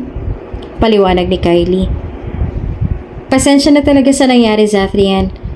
Nakadalawang tagay lang naman siya kanina pero mabilis siyang nalasing. Saka wala kaming sinabi sa kanya kanina kaya umiyak siya. Namiss niya lang daw talaga kayo at ang mga anak niyo." "It's okay," sagot ni Zathria. "Ako nang bahala sa kanya. Kung kailangan niyo na magsusundo sa inyo, itawagan niyo lang ako. Ipapadala ko rito ang driver ko." Humingi po ulit ng pasensya ang mga ito sa kanya dahil sa nangyari pero sinabi naman niya na ayos lang yun. At dahil nga sa lasing na lasing ngayon si Valentina at hindi na ito makapaglakad ng tuwid, binuhat niya na lang ito. Valentina's clinginess was evident as she showered him with kisses on his neck and cheeks while he carried her to his one side. She clung to him tightly as if she never wanted to be separated from him again. Iyon na nga siguro ang unang beses na naging ganito kaklingi si Valentina sa kanya noon, kaya na-distract si Zathrian at halos hindi siya makapag-drive ng maayos. Mabuti na lang at konti na lang mga sasakyan na dumadaan. Pagdating ng bahay, muli siyang binuhat ni Zathrian palabas ng kotse. Hinanapan nito ang mga anak at gusto raw muna na makita. Kaya dinala niya ito sa kwarto ng mga bata na mahimbing na ang tulog. Kahit nalasing ay alam naman ni Valentina ang dapat na gawin para hindi magising ang mga bata. Hindi na ito naglika ng ingay. Kahit na pasuray-suray ang lakad nito ay ginawa nito ang lahat sa abot ng makakaya para hindi mag-ingay. Nang makalapit sa kama ng kanilang mga anak ay humalik ito sa noo ng dalawa. Pinagmasdan lang ni Zath ang asawa na gawin yon. Pagkatapos, binuhat niya ulit si Valentina at dinala na papunta sa kwarto nilang mag-asawa. Inihigaan niya ito sa kama at tinanggal ang suot nitong sandal bago ito kinumutan. Bukas na lang ito magsa-shower pag hindi na ito lasing. Kinuha na nga ni Zath ang wipes na ginagamit nito para burahin at makeup at siya nang nagtanggal ng suot nito na makeup dahil alam ni Zath kung gaano nito kaayaw na matulog na may suot na makeup. Marahan lang ang kilos niya para hindi niya ito magising. Nang matapos sa ginagawa ay aalis na sana siya dahil kailangan niya pang tapusin ang trabaho niya pero nagising naman si Valentina at pinigilan siyang umalis. "I wanna pee." Lasing at antok nito ang sinabi. Huminga naman si Zathrian ng malalim tsaka ito tinulungang umupo. "Halika, tulungan na kita." Pero hindi pa rin ito makapaglakad ng maayos dahil sa antok at kalasingan na rin. Kung kaya'y binuhat niya na naman ito papasok sa loob ng banyo. Mabuti na lang at hindi na nito kailangan ng tulong niya para hubarin ang suot na pants. Ang kaso, ayaw naman ni Valentina na umalis siya sa tabi nito habang umiihi ito. Kaya ang resulta, nakatayo lang siya roon habang umiihi ito. Napasapo na lang ni Zath ang ulo niya. Hindi lubos sa kalain ni Zath na ganito rin pala malasing ang asawa niya. Ang sakit din pala sa ulo. Pagkatapos ay umihi, nagsabi si Valentina na gusto raw nitong mag-toothbrush kung kaya'y tinulungan niya ito para hindi na mahirapan. Ang kaso, habang sinisipilyohan niya ito ay bigla itong nasuka. Kaya ang ending, kailangan ni Zathrian mag-shower dahil sa kanya pa talaga ito sumuka. Para bang naubos na ang lakas niya dahil sa pag-aalaga sa lasing niyang asawa. Ang plano niya pa sana ay tapusin pa niyang trabaho pero pagod at stress na siya sa kakulitan ng lasing na si Valentina kung kaya natulog na lang siya sa tabi nito. Caring for a drunk wife felt as challenging as looking after a toddler. Nagising si Valentina na mataas ng sikat ng araw sa labas. Papasok na rin ang init sa loob ng bahagyang nakasiwang na kortina. Base pa lang sa mga kortina na nakikita, ay alam niya na nasa kwarto na siya ng silid. Naupo siya sa kama at tinignan ng oras sa tabi. Nanlaki ang mga mata ni Valentina nang makita kung anong oras na. 9:00 na at late na ang mga bata. Dali-dali siyang bumaba sa kama. Patakbong dumiretso sa banyo at naghilamos at saka nagsipilyo. Napagtanto niya na ang suot niya ay suot niya pa kagabi pero hindi na siya nag-abala na magpalit pa. Mamaya na lang kapag naasikaso niya ng mga bata. Bumaba agad siya at hinanap sa mga kasambahay kung nasaan ang mga bata. Sa kusinang itinuro nila kaya diretso na siya roon. Pagpasok niya sa kusina, si Zathrian ang nakita niya. Nagkakape ito pero wala nang mga bata roon. Nasaan ang mga bata? Late na sila sa school. Tanong niya kay Zathrian. Pumasok na sila, hinatid ka sila kanina. Tumango naman si Valentina at bahagyang kumalma. Mabuti na lang at hindi naman pala na late ang mga bata. Sinabihan siya ni Zathrian na mag-almusal na lang kung kaya tumango na lang siya at pinaghila ang sarili ng Celia. Pinaganda ng mga kasambahay ang almusal niya habang siya ay pasulyap-sulyap pa sa kanyang asawa na abala sa pagtingin ng blueprint nito. I'm sorry about last night. Panimula niya kaya nag-angat ng ulo sa kanya si Zathrian. Why are you apologizing? Alam mo ba kung anong mga ginawa mo kagabi? Nag-init ang pisngi ni Valentina at marahan siyang tumango. Naaalala kong sumuka ako sa'yo kagabi. Nahihiya niyang sinabi. I'm sorry. Hindi ko alam na ganun pala kahina ang alcohol tolerance ko. Hindi naman ganun kadaming ininom ko pero nanghina agad ako. It's okay, sagot ni Zath. Don't worry about it. Pero kahit na kay Zathrian na mismo nanggaling na hindi niya na kailangan alalahanin ng mga nangyari kagabi, hindi pa rin siya mapakali. Pakiramdam niya kasi masyado niya itong naabala kagabi. Buong araw ay sobrang busy ni Zathrian sa trabaho pero mas pinili nito na sa bahay na lang nila magtrabaho para raw hindi na sayang sa oras ang pagbiyahe pa nito papunta sa kumpanya. Pagka-uwi ng mga bata galing eskwela ay sobrang masaya sila nang makita siya. Tinulungan na rin ni Valentina ang mga anak sa takdang aralin nila. Sumapit ang gabi at nananatiling busy si Zathrian sa trabaho. Hindi na nga ito sumabay sa kanila sa dinner dahil may trabaho pa ito na kailangan tapusin. Kakalabas lang din ni Valentina sa banyo at kakatapos lang din na maligo. Si Zathrian naman ay nasa kama na nila. Hindi katulad kanina, hindi na ito busy sa trabaho at nagbabasa na lang ng libro. Natapos na rin siguro ito sa trabaho. Lumapit na si Valentina sa vanity table niya. Ginamit niya ang mga hair dryer para tuyuin ang damit niya. Mula sa salamin ay tinitigan niya ang seryosong mukha ng asawa habang nagbabasa. Nang naramdaman ni Zathrian ang mga titig niya, ay nag-angat ito ng ulo sa kanya. Kaagad naman na iniwas si Valentina ang tingin niya para hindi nito mahuli na nakatitig sa kanya. Lumipas ang ilang segundo at ramdam pa rin ni Valentina ang mga titig nito sa kanya. Hindi niya magawang tumingin dito. Natuyo na ang buhok niya at tumayo na siya. Ang kaso, bigla namang tumunog ang cellphone niya na nasa bedside table. Dama ni Valentina ang mga titig sa kanya ni Zathrian habang naglalakad siya. Palapit sa bedside table at kinuha ang cellphone. Nakita niya na si Kylie ang tumatawag.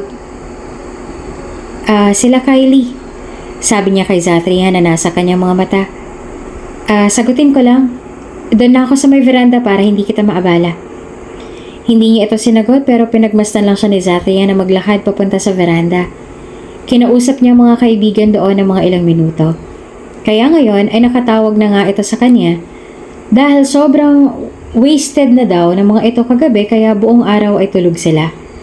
Sinigurado lang naman daw nila na nasa maayos na siya matapos ang nangyari kagabi. Naikwento na rin nila kung ano nga bang nakakahiyang ginawa niya noong nalasing siya sa 2 tagay lang at sobrang hiyang-hiya naman si Valentina. Hindi niya lubos akalain na talaga palang umiyak siya dahil lang sa na-miss niya na ang pamilya na ilang oras na lang naman na hindi nakita. Kinapalan niya na lang ang mukha niya para muling harapin ang asawa niya pagkatapos ng pagkikipag-usap niya sa mga kaibigan. Nakaupo pa rin si Zathrian sa kama at busy ito sa binabasa na libro. Naiilang namang lumapit si Valentina sa kabilang tabi ng kama. About last night?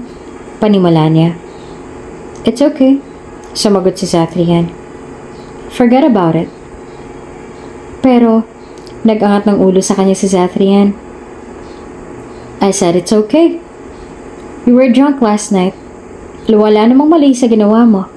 It's normal. We tend to lose our control of our actions when we're drunk. Nag-aalangan man ay marahan siyang tumango. Ibinalik na rin ni Zathrian ang atensyon sa binabasa niya. Ilang segundo pa siya nakatayo roon. Ngayon, ay curious na siya kung ano nga bang binabasa nito dahil tila sobrang seryoso nito. Sinubukan niya pang silipin ang libro pero hindi niya talaga makita. What are you reading? Tanong ni Valentina bago naupo sa tabi nito.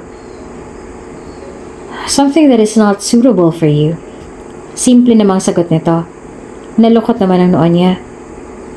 At bakit naman? Basta. Sagot nito kaya mas lalo siyang na-curious. Tila naman naramdaman ni Zathrian na sobrang curious siya sa binabasa nito dahil pilit na inilalayo nito iyon sa kanya. Let me see, sabi niya. Tumaas naman ang sulok ng labi ni Zathrian nang aasar din na tiningnan siya nito. Curious, ha? Mukha kasi magandang binabasa mo kaya ka seryoso, busy ka. Mas lalo siyang na-curious nang umisi ulit sa kanya si Zathrian. Ngisi na para bang nang aasar at yun na siguro ang unang beses na sobrang gaanan ng pakikitungo nito sa kanya.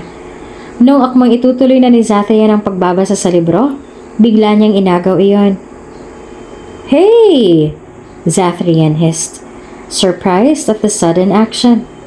Natawa na lang si Valentina at nag-flip pa nga ng mga pages sa book. Pinipigilan siya ni Zathrian pero walang magawa. Tinatawanan niya pa rin ito. At halos mabulunan ng sariling laway si Valentina nang mabasa ang nakapaloob sa libro. It's an erotic novel. Nagbabasa si Zathrian ng ganito? Agad na pinamulahan siya dahil sa kanyang bagong nalaman tungkol sa kanyang asawa. Namumula ang pisnging tiningnan niya si Zathrian who had a smug face. Hindi to nahihiya at sa halip ay proud pa.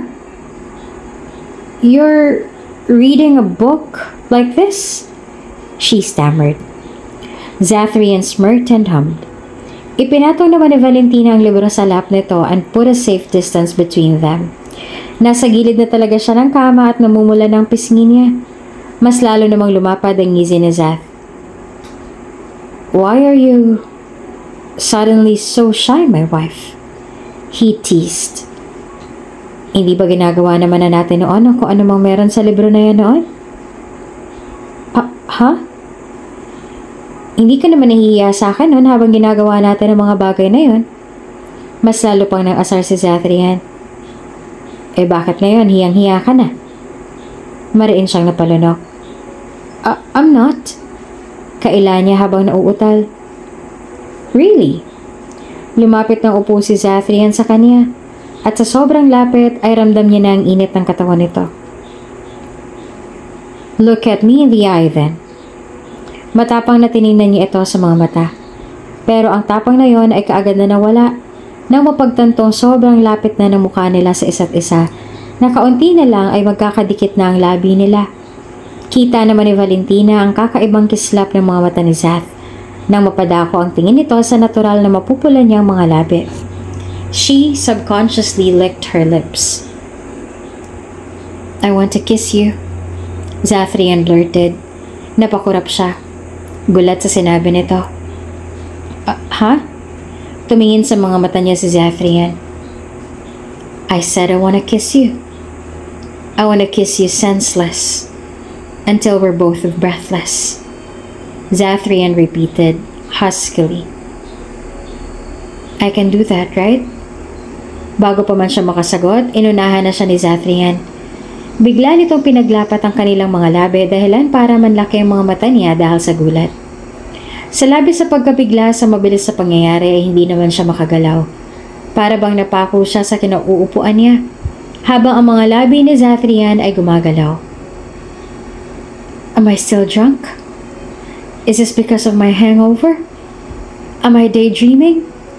Iyon ang mga tanong na tumatakbo sa utak ni Valentina at napatigil na lang siya sa pag-iisip ng maramdamang marahang kinagat ni Zathrian ang pag-ibabang labi niya. She unconsciously opened her mouth to welcome his tongue. Napapikit ang kanyang mga mata and let Zathrian devour her lips. And soon the once innocent kiss turned into a hot make-out session. Nag-umpisang maging malikot ang mga kamay ni Zath. His hand is now on his bare thighs, habang ang isa naman itong kamay ay nasa kanyang batok. Mas lalong naging mapusok ang kanilang pagkahalikan that she cannot help but to moan. At ng gabing yun ay pareho na nga nilang hindi na kontrol ang kanilang mga sarili. Walang pagdadalawang isip na ibinigay ni Valentina ang katawan niya sa asawa. Ang pinagtataka lang ni Zathrian ay kung bakit birhen pa ang asawa niya. What are you talking about? Hindi naman makapaniwala na tanong ni Sylvia, ang doktor na nag-alaga noong kay Valentina noong wala pa itong malay. Hindi siyang asawa ko, Sylvia. Seryoso na sabi ni Zathrian. Ano bang sinasabi mo? Siya ang asawa mo, si Valentina. Bakit mo naman naisip na hindi siyang asawa mo, ha? Nawala lang ang alaala niya kaya posible pa din na ibang kilos niya. Ibang pag-unawa niya sa mga bagay-bagay. And that's normal. She's like a new person right now. Pero, siya si Valentina. Kahit sa ang anggulo mo tingnan, no? Siya ang asawa mo. But you don't understand. She is not Valentina. Sabihin mo nga sa akin ang dahilan kung bakit mo iniisip na hindi siyang asawa mo. She's virgin. May nangyari sa amin nung isang gabi. And I was her first. At dahil sa sinabi niyang yon ay naniwala na nga sa kanya na kababata niyang kapatid. At ang paraan na naisip nila para malaman kung sino nga ba talagang babae nakakasama nila ngayon sa mansyon at para na rin makumpirma na hindi nga ba talaga ito si Valentina, pina-DNA test niya ito at ang kanilang mga anak. Nagpaimbisiga na rin si Zathrian sa mga magagaling na tao para mabigyan ng kasagutan ng mga tanong nila. One thing is for sure, kamag-anak siya ng mga anak niyo. Pero hindi siyang ina ng mga bata. Sabi sa kanya ni Sylvia nung lumabas na ang resulta ng DNA test. All this time, ibang tao ang inaalagaan natin. Hindi siya si Valentina. Maraming mga katanungan ang tumatakbo sa isip ni Zathrian habang pinagmamasdan si Valentina. O kung ano man talagang tunay na pangalan ng babae habang kalaro ang mga anak niya. Puno ng galak ang mukha ng magkakapatid kung kaya hindi niya masabi-sabi sa mga ito na hindi nga ang babae na nakakasama nila ang tunay nilang ina. At ibang tao ito. Alam ni Zathrian na mas lalo lang na masasaktan ng mga bata, lalo pa ngayon na sobrang napapalapit na sila dito. Nagbuntong hininga naman si Zathrian. Kamukhang kamukha talaga ng babae na ito ang kanyang asawa na malapit niya ng maging ex-wife. Medyo mas matangkad lang ng kaunti ang babae na to pero maliban doon ay wala nang pinagkaiba. Para silang pinagbiyak na bunga ni Valentina. Kung kaya ay lahat sila inakala na ito na nga talaga ang naglayas niyang asawa. Aaminin ni Zathrian na una pa lang naman ay naginala na siya. Pero pinaniwala niya lang talaga ang sarili niya na ito nga ang asawa niya. At kaya lang parang ibang tao ito dahil sa nawala ngang lahat ng alaala nito. Samantalang katulad naman ni Zathrian ay gulong-gulo na rin si Valentina. Noong may nangyari sa kanilang mag-asawa, alam ni Valentina na yun ang unang beses niya. She was a virgin. Sinubukan niya na tanungin si Zathrian ukol doon, pero wala naman itong sinasabi na nagbibigay ng kasagutan sa mga tanong niya. Naguguluhan siya sa mga nangyayari, pero ang mga nakikita ng kanyang mga mata ay sapat ng patunay para siya'y maniwala na siya nga si Valentina. Pero ang paniniwala niyang yon ay unti-unti niya na rin na kine-question dahil sa mga napapaniginipan niya na isang babae. Babae na hindi niya pa man makita ang mukha, pero sa panaginip niya ay pinapakita kung ano ng klaseng buhay ang meron ng babae na yon, kasama ang lolo at lola niya. At sa tuwing napapanaginipan niya yon, pakiramdam ni Valentina ay sobrang mahalaga yon sa kanya. Na para bang malaking koneksyon sa kanya ng mga panganib na iyon. Ang pangalan niya ay Samantha Vergara. Lumaki siya kasama ang lolo at lola niya. Nalaman din namin na wala na siyang mga magulang. Hindi niya nakilala ang mga ito. Maging ang lolo at lola na nagpalaki sa kanya ay hindi niya na rin mga kadugo. Ayon sa mga nalaman namin tungkol sa kanya, ampon lang siya ng mga ito. Seryoso na sabi sa kanya ng taong inutusan niya na mag-imbestiga kung sino nga ba talaga ang babae na kasama nila sa kanilang mansyon. Kakambal siya ng asawa mong si Valentina. Nagkataon lang na ang mga taong nakapag-ampon kay Ma'am Valentina ay isang mayaman na mag-asawa at kay Miss Samantha naman ay ang mahirap na mag-asawa. May mga ipinakita sa kanya na patunay ang mga ito. Ampon nga lang talaga si Valentina at meron itong kakambal. Hindi naman alam ni Zathrian na ampon lang pala si Valentina. Ni minsan ay wala rin itong nabanggit sa kanya patungkol doon. Nalaman na rin nila kung saan na ngayon ang tunay na Valentina. Hindi. Ikaw ang mami namin. Umiyak na sabi ni Kairos. Pero ikaw ang gusto namin maging mami. Oo nga po. Iyak na din ang iyak si Benzeski habang nakayakap kay Samantha. Kayo na lang po mami namin. Naluluha namang niyakap din ni Samantha pabalik ang mga bata. Bumaling din siya kay Zathrian na puno pa ng emosyon ng mga mata habang nakatingin naman sa kanila. Nagipagtapat ni Zath sa kanya ang totoo na hindi siya si Valentina, kundi siya si Samantha at nagkamali lang ito sa pag-aakala niya na siya nga si Valentina, nasaktan si Samantha. Naniniwala rin kasi siya na siya nga si Valentina at mga anak niya nga kay Zathrian ang dalawa. Napalapit na sa kanya mga bata kaya nahihirapan na naman siya na mapalayo sa kanila. Pero kailangan, hindi siya si Valentina. Siya si Samantha. At kailangan niyang bumalik sa dati niyang buhay. Kung kaya, mahirap man para sa kanya na iwan ng mga ama, kailangan niyang gawin. Iyak ng iyak ang lolo at lola niya nung nagbalik siya. Ang buong akala raw kasi ng mga ito ay namatay na siya. Kahit na hindi pa niya sila matandaan. Masaya rin si Samantha na muli niya sila makakasama. Sa kanilang pangangalaga ay unti-unti na rin bumabalik ang lahat ng mga alaala niya. Pinahanap ni Zathrian ang tunay na asawa. Kinasuhan din ang dalawa dahil sa maayos na investigasyon nalaman ni Valentina na kambal sila at malaking pagkakahawig nilang dalawa. Kung kaya naman ay pinadakip niya sa mga ito at sinadya na ihulog ang kotse kung nasaan siya sa isang tulay para pagmukhain na namatay na ang tunay na Valentina at makakasama na nito ang kabit. At hindi nito alam na nakaligtas siya. Samantalang sa kabila naman noon ay masaya si Samantha na malaman na may kakambal siya. Gusto niya sana itong makasama pero alam niya na kailangan din itong pagbayaran ng mga kasalanan. Mahal mo na siya, tama ba? Seryoso na tanong kay Samantha ng lola niya na kausap niya ngayon dito sa labas ng kanilang munting tahanan. Hindi mo man aminin, ay kitang-kita ko naman sa mga mata mo ang sagot. Mahal mo na siya. Mahal mo na si Zathrian na asawa ng kakambal mo.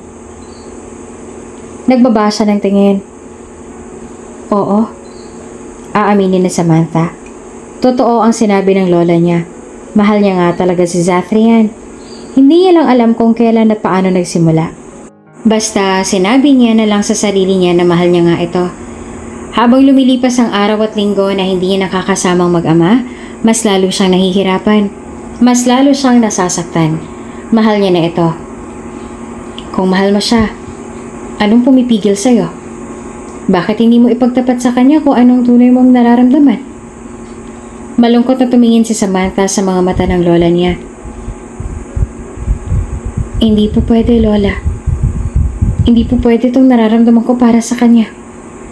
Asawa siya ng kakambal ko at may anak sila. Isa lang ang anak ng kakambal mo kay Zathrian. Dahil ang bunso ay anak niya sa kabit. Saka ba hindi ba naghiwalay na sila? Wala na ring bisa ang kasal nilang dalawa kaya walang mali sa nararamdaman mo para sa kanya. Kasabay ng pagkabunyag ng mga kasalanan ni Valentina, nabunyag din na hindi anak ni Zath ang bunso na si Wenzenski. Kundi anak ito ni Valentina sa ibang lalaki. At tulad nga rin ng sabi ng lola niya, Wala nang bisa ngayon ang kasal ni Zathrian at Valentina dahil naghiwalay na sila. Pero may part pa rin kay Samantha ang natatakot na mag-confess. Dahil baka hindi na rin masuklian ang nararamdaman niya. Isang buwan niya nang hindi nakikita si Zathrian at ang mga anak nito. Isang buwan na rin na wala itong paramdam. Kahit makipagkita man lang sa kanya, ay hindi nito ginawa kaya mas lalo lang niyang sinabi sa sarili na ililihim niya na lang ang nararamdaman niyang ito para kay Zath. Hahayaan niya na lang hanggang sa mawala iyon. Apo, may bisita ka. Kakatapos lang ni Samantha na maglabas sa sapa na medyo malapit lang sa kanila. Basang-basa pa nga siya nang salubungin siya ng lolo at lola niya na parehong nakangiti. Sino po? Nagtataka niyang tanong. Ikaw, tingnan mo na lang. Nagtataka man ay sumunod na si Samantha. Iniwan niya ng planggana na may lamang mga damit na natapos niya ng lamang labahan. Nagtungo siya sa balkonahe at natigilan ng makita roon si Zathrian kasama ang dalawang bata. Zath? Nauutal niyang pagtawag kay Zath na agad naman na napalingon sa kanya. Mga anak, anong ginagawa niyo dito? Samantha. Tumayo si Zathrian na lumapit sa kanya. Wala na ring ano-anong inangkin nito ang kanyang mga labi. Sa gulat ay hindi naman siya nakapag-react. I'm happy to see you again, Samantha. Masaya na sabi ni Zathrian habang hawak-hawak ang mukha niya. I'm so happy, my love. Mommy, andito po si Daddy para i-ask ka po na pakasalan siya, sabi ni Wenzeski. Payag po ba ikaw, Mommy? Payag ka rin po ba na ikaw ang magiging mommy po namin? Nagtataka na tiningnan niya si Zath. Anong sinasabi ng bunso? Nauutal na tanong ni Samantha dito. Zathrian smiled. He's telling the truth. Nandito ako ngayon para alokin ka ng kasal. Inabot nito ang kamay niya. Will you marry me, Samantha? Will you be my wife? And the mother of my children? Gulat, nagugulahan at hindi makapaniwala. Iyon ang emosyon na bumabalot ngayon sa mukha ni Samantha. Hindi niya inaasahan na sasabihin yun ni Zathrian. Hindi niya inaasahan ang alok na ito. Nabigla siya. Bakit? Bakit mo ko inaalok na maging asawa mo, Zath? Ngumiti naman si Zathrian sa kanya. Pinisil nito ang kanyang kamay at binitawan ng mga kataga na akala noon ni Samantha ay hindi niya maririnig mula dito. Because I love you, Samantha. Mahal na mahal kita at gusto kitang maging asawa. Sa pagkabigla ay hindi niya agad ito nabigyan ng sagot. Noong araw na yon, kung kaya'y niligawan siya ni Zathrian, maging ang mga anak nito ay nanligaw din sa kanya. Ipinaliwanag din ni Zathrian ang dahilan kung bakit isang buwan itong hindi nagparamdam sa kanya. Bukod sa inayos ito ang paghiwalay nila ng dating asawa na si Valentina, sinigurado raw muna nito kung ano nga ba ang tunay na nararamdaman nito para sa kanya. Kalaunan, napagtanto nga nito na minamahal na siya. Walang mapagsidlan ng saya niya sa nalaman. Kung kaya 4 na buwan lang mula nung manligaw sa kanya si Zathrian, ibinigay niya na rito ang matamis niyang oo. At 1 taon mula noon, ikinasal na sila. Si Wenzeski ay nananatili sa kanila at sila nang tumayo na magulang nito. At hindi nga nagtagal, ay biniyayaan na rin sila ng isa pang anak na mas nagdagdag pa ng kasiyahan sa kanilang mga buhay at pagsasama nila bilang mag-asawa. Kasiyahan at contentment sa buhay na halos ay wala na silang mahihiling pa.